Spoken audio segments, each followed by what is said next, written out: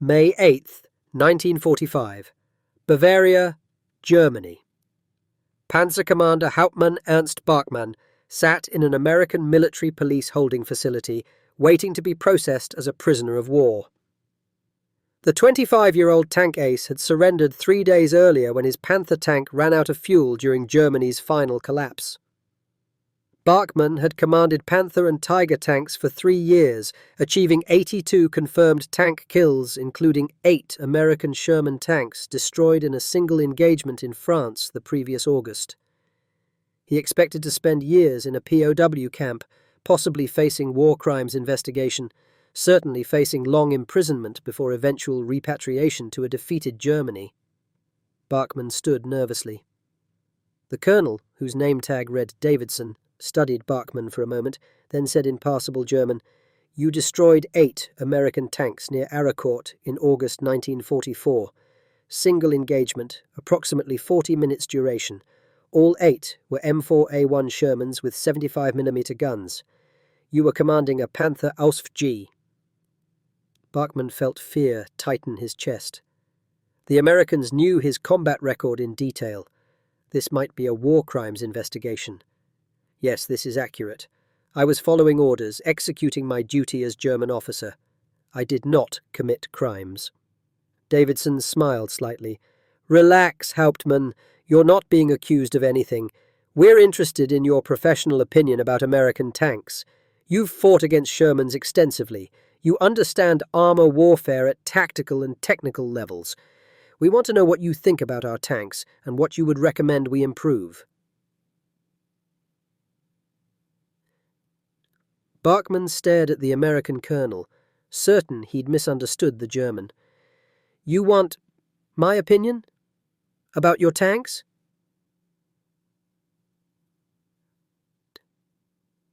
"Yes," Davidson confirmed. "Instead of sending you to a standard POW camp, we're offering you the opportunity to work as a technical consultant, evaluating American armored vehicles. You'll be paid, housed appropriately, given freedom of movement within secured areas, and treated as an expert advisor rather than a prisoner. After the evaluation program concludes, probably in 6 to 12 months, you'll be repatriated to Germany."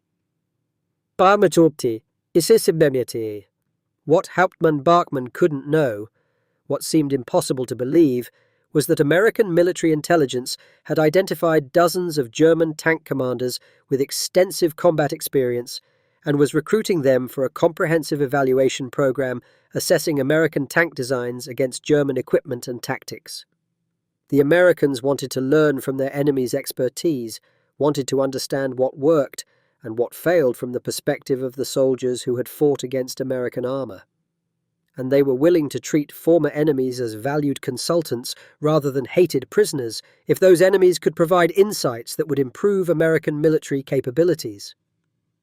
To understand why this program existed and why German tank aces were offered consultant positions instead of prison camps, we must first examine American military intelligence's approach to learning from enemy expertise, the specific tank warfare lessons Americans wanted German input on, and the unprecedented nature of treating former enemies as technical advisors immediately after the war's end.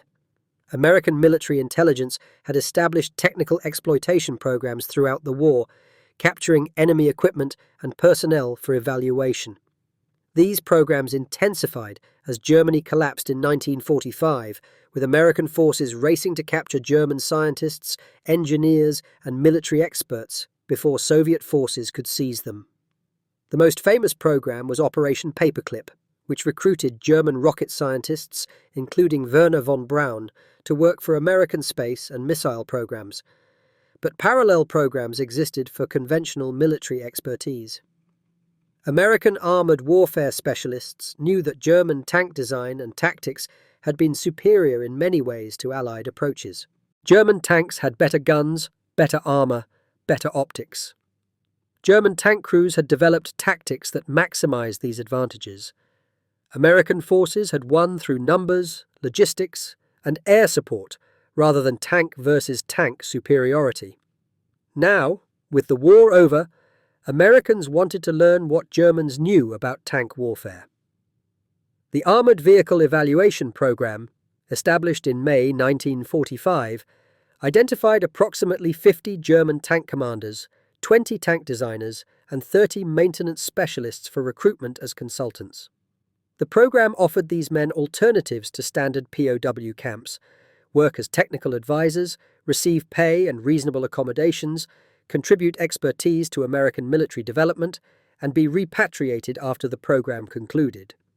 Most accepted, recognizing that consulting work was far preferable to years in prison camps with uncertain futures. Ernst Barkmann was an ideal candidate for this program. At 25, he had 3 years of intensive combat experience on both Eastern and Western fronts. He had commanded Panther and Tiger tanks, had fought against Soviet T-34s and KV-1s, against American Shermans and British Churchills. His 82 confirmed kills included a variety of enemy tanks destroyed under different combat conditions. Most importantly, he had survived the war with his analytical faculties intact and could articulate what he'd learned. The specific engagement that had brought Barkmann to American attention occurred near Haraucourt, France, on August 19, 1944. Barkmann's Panther tank, positioned in wooded terrain overlooking an open field, had engaged a column of 8 Sherman tanks advancing toward German positions. Barkmann's superior position, his tank's long 75mm gun, and his crew's training allowed them to destroy all 8 Shermans in rapid succession before American forces could identify and engage the Panther's position. This engagement exemplified the tactical and technical advantages German tanks enjoyed. The Panther's gun could penetrate Sherman frontal armor at 2,000 meters. The Sherman's 75mm gun could only penetrate Panther frontal armor at ranges under 500 meters and only if hitting weak points. Barkmann could engage American tanks from beyond their effective range, destroying them before they could return fire effectively. When American doctrine called for multiple Shermans to flank and overwhelm individual German tanks, terrain and tactics that prevented flanking gave German tanks nearly insurmountable advantages. American armor officers studying this engagement, and hundreds like it, understood that American tanks were outmatched tactically and technically by German heavies. The Sherman was reliable, easy to produce, and adequate for infantry support, but in tank versus tank combat against Panthers and Tigers, Shermans died. The kill ratios told the story. German heavy tanks destroyed 3 to 5 American tanks for every German tank lost. Some exceptional German commanders like Ernst Barkmann had far higher ratios. The Americans needed to understand what made German tanks so effective and what could be done to match or exceed that effectiveness. Asking German tank aces to explain seemed obvious. These men had fought successfully against American armor. They knew exactly what weaknesses to exploit and what tactics worked best. If they could be convinced to share this knowledge, American tank development could benefit enormously. When Lieutenant Colonel Davidson explained the program to Barkmann, he emphasized that this wasn't interrogation or intelligence gathering in the traditional sense. "We're not asking you to betray Germany or provide information that could be used against German forces. The war is over. We're asking you to help us understand what made German tanks effective so we can build better tanks for future conflicts." G8. Barkmann agreed to participate, partly because the alternative was a POW camp, partly because the intellectual challenge interested him, and partly because he recognized that his knowledge was valuable and treating it as such gave him dignity that being a prisoner would not. Army's primary facility for testing armored vehicles. Here, captured German tanks sat alongside American tanks, British tanks, and prototype vehicles being developed for potential production. The German consultants were given unprecedented access to American military equipment, allowed to examine, drive, and evaluate vehicles that were classified and unavailable even to most American soldiers. The first vehicle Barkmann evaluated was the M4A3 E8 Sherman, the latest production model with improved suspension, a 76mm high-velocity gun, and wet ammunition storage to reduce fire risk. American officers wanted to know how this improved Sherman compared to the standard M4A1 that Barkmann had destroyed in France. Barkmann spent 2 days evaluating the tank, driving it, firing the gun, examining the armor and internal layout. His written evaluation was detailed and brutally honest. The M4A3E8 is significantly improved over earlier Shermans. The 76mm gun can penetrate Panther side armor at reasonable ranges, which the 75mm gun could not. The improved suspension provides better cross-country mobility. The wet ammunition storage reduces fire risk, which was the Sherman's greatest vulnerability. However, fundamental problems remain. Frontal armor is still inadequate against Germans' 75mm and 88mm guns. Even the improved 76mm gun cannot reliably penetrate Panther or Tiger frontal armor except at very close range. The tank is too tall, presenting a large target profile. The crew positioning places the loader directly below the commander, making coordinated action awkward. Against Panther or Tiger in open terrain beyond 1,000 meters, the M4A3E8 would still be at severe disadvantage. The Sherman's advantages are reliability, ease of maintenance, crew comfort, and excellent vision devices. American crews could see better than German crews, which matters significantly in combat. This assessment, while confirming American concerns about Sherman limitations, provided specific details about what worked and what didn't, from the perspective of someone who had destroyed dozens of Shermans in combat. American designers could use this information to guide development of future vehicles. The next vehicle Barkmann evaluated was the M26 Pershing heavy tank, which had entered service in the war's final months but saw limited combat. The Pershing mounted a 90mm gun and had significantly heavier armor than the Sherman, addressing the firepower and protection deficiencies that Barkmann had identified. Americans wanted to know if the Pershing could match German heavy tanks. Barkmann's evaluation of the Pershing was more favorable. This vehicle can compete with Panther effectively and could potentially survive engagements with Tiger if fighting tactically and using terrain. The 90mm gun can penetrate Panther frontal armor at ranges where Panther can penetrate Pershing, creating more balanced engagement conditions. Armor is adequate against German 75mm guns at typical combat ranges. Concerns are mobility and reliability. The Pershing is heavy and somewhat slow. German tanks emphasized mobility, allowing them to reposition quickly. The Pershing cannot match this mobility. However, American logistical capabilities and mechanical reliability offset this disadvantage. A slower tank that works continuously is more valuable than a faster tank that breaks frequently. If I were American tank commander facing German armor, I would prefer Pershing to Sherman. This assessment validated American decisions to develop heavier tanks with more powerful guns, while also highlighting that mobility remained important even as armor and firepower increased. The Germans had learned this lesson through combat experience. Americans could learn it by asking Germans to explain. Over 6 months, Barkmann and his fellow German consultants evaluated dozens of vehicles: American tanks, captured German tanks, British tanks, even Soviet vehicles that Americans had obtained. They wrote detailed reports on tactics, crew training, mechanical reliability, weapon performance, and combat effectiveness. They demonstrated German tactics on American vehicles, showing how German crews would fight differently than American crews given the same equipment.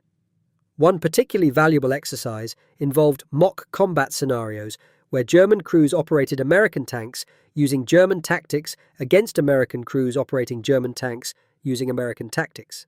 These exercises revealed how tactics and training mattered as much as equipment capabilities. German crews achieved better results with American tanks than American crews achieved with identical vehicles, not because Germans were better soldiers, but because German tactical training emphasized different principles and techniques. American observers learned that German tank commanders were trained to make independent tactical decisions rapidly, while American commanders relied more heavily on coordination and combined arms support. German gunnery training emphasized first-shot kills at long range, while American training emphasized volume of fire and flanking maneuvers. Both approaches had merits, and Americans could benefit from incorporating German decision-making speed and gunnery precision while maintaining American combined arms coordination. The cultural exchange between former enemies proved as valuable as the technical evaluations. American tank crews who interacted with German consultants learned that their enemies had been professional soldiers fighting for their country, not ideological fanatics or war criminals.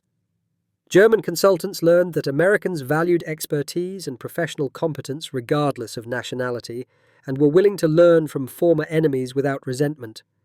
Ernst Barkmann developed particular friendships with several American tank officers, especially Captain Robert Foster, an M4 Sherman commander who had fought in France and Germany.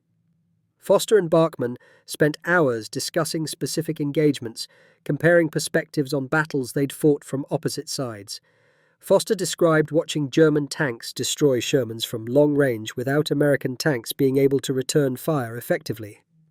Barkmann explained the tactical calculations that made long-range engagement German tanks' best tactic. "We knew that if American tanks closed range, your numbers would overwhelm us," Barkmann explained. 5 Shermans against 1 Panther meant the Panther had to kill all 5 before they reached close range where they could flank and destroy the Panther. Our only advantage was long-range engagement where our gun and armor superiority allowed us to destroy Shermans before they closed. Foster nodded. "That's exactly what we were trying to do. Close range, get flanking positions, use numbers to overwhelm individual German tanks. When terrain allowed it, we could do this successfully." These discussions, repeated dozens of times between various American and German tankers, built mutual understanding and professional respect. The Germans acknowledged that American combined arms coordination and logistical superiority had been decisive. Americans acknowledged that German tactical excellence and technical advantages had made individual engagements extremely difficult. When the evaluation program concluded in December 1945, Ernst Barkmann and his fellow German consultants were offered extended positions continuing the work or repatriation to Germany as originally promised. Most, including Barkmann, chose repatriation, wanting to return home to families and begin rebuilding their lives. But the relationships built during the program continued for decades. Barkmann maintained correspondence with several American officers, particularly Robert Foster. They exchanged letters describing their post-war lives, shared photographs of families, and discussed how their wartime experiences had shaped their views on warfare and international relations. In 1965, Foster visited Germany on vacation and met Barkmann in person for the first time since the war. They spent a week together, visiting battlefield sites, discussing history, and enjoying friendship that had developed between former enemies. "When we were fighting, I wanted to kill you and every other German tank commander," Foster told Barkmann during that visit.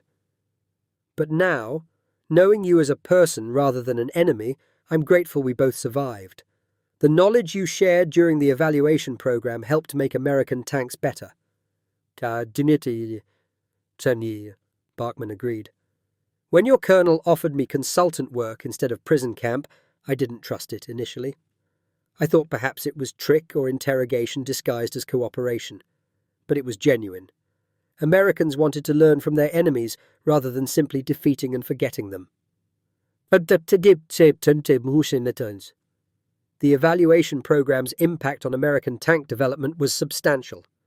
Insights from German consultants influenced the M46, M47 and M48 tank designs that served through the 1950s and 1960s. German emphasis on first-shot accuracy influenced American gunnery training.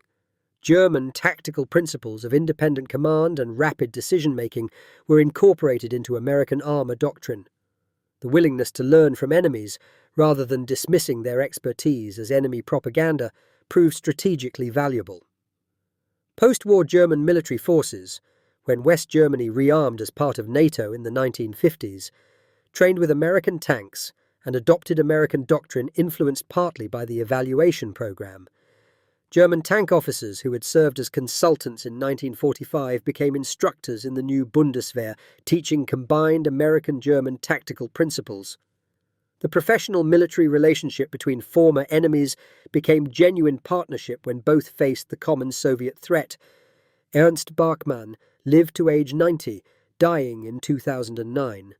His obituaries in German and American military publications noted his combat record, his post-war work as a consultant to American forces, and his role in building German-American military cooperation. American armor veterans who had known him during the evaluation program attended his funeral, paying respects to a former enemy who had become a valued colleague and friend. The story of Ernst Barkmann, destroying 8 American tanks in combat, then being asked to test American tanks instead of going to prison, illustrates American pragmatism and willingness to learn from enemies rather than letting pride prevent learning. The German tank aces who fought so effectively against Allied armor possessed knowledge and expertise that could improve American capabilities if Americans were humble enough to acknowledge that enemies might have lessons to teach. This approach, treating former enemies as potential sources of valuable knowledge rather than as defeated foes to be imprisoned and forgotten, characterized American policy toward many German military professionals after the war.